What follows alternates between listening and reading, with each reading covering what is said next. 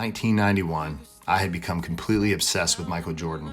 It was his athletic ability, his swag, the way he always won. I was one of the many kids that just wanted to be like Mike. It became an obsession, and I remember thinking, one day I'll meet him and I'll get his autograph.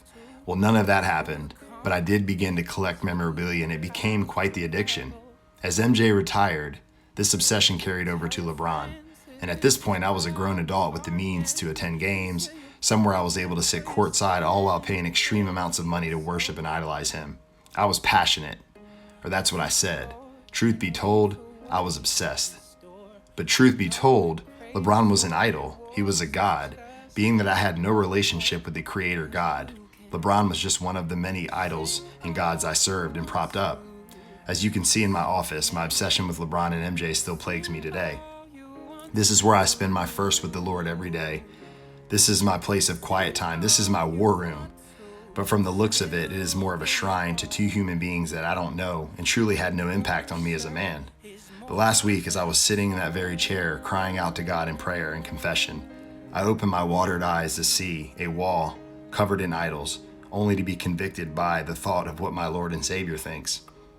This room has thousands of dollars of merchandise in it, and I display it like it has any eternal value at all. And then I get on here and I try to point you all to Jesus.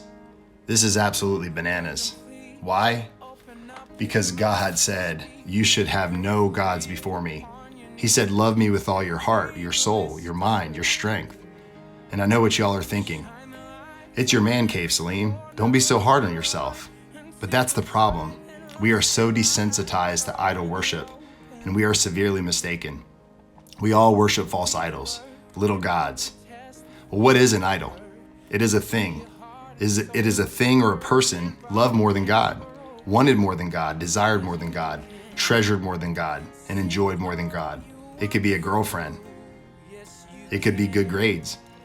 It could be the approval of other people. It could be success in business. It could be sex. It could be a hobby, a musical group, or a sports team. Working out. It could even be your immaculate yard. Whatever your heart clings to and confides in, that is your God. It doesn't matter what you say on Sunday mornings. On a day-to-day basis throughout the week, whatever you run to for security, hope, and purpose in life, that is your God. It is those things we love more than God. Sometimes we can love good things too much. It is when we love good things so much that we put them above their creator. We essentially love the creation more than we love the creator. So ask yourself this question. What is that thing in my life that if I lost it, life wouldn't be worth living anymore? Or what is that thing in life that if I got that, I would arrive, I would be complete, and my life would finally be good? If your answer to these questions are anything other than Jesus, you have yourself an idol. So the bottom line is this. The human heart is an idol factory. All of us are experts in inventing idols. A lady in India, where they worship thousands of gods, was asked if she would ever come to the US, and she said, I have been there and I don't ever want to come back. She was asked why, and she said that she couldn't stomach the idolatry.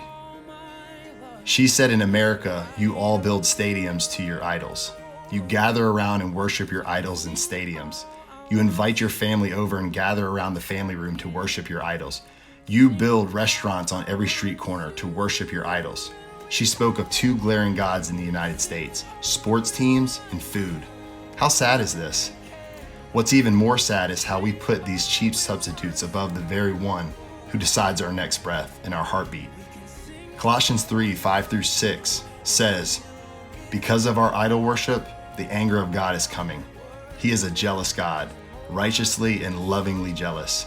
We must crush these idols, and the only way to do that is to crave God. So my friends, I'm taking inventory. I'm starting with myself. Will you do the same?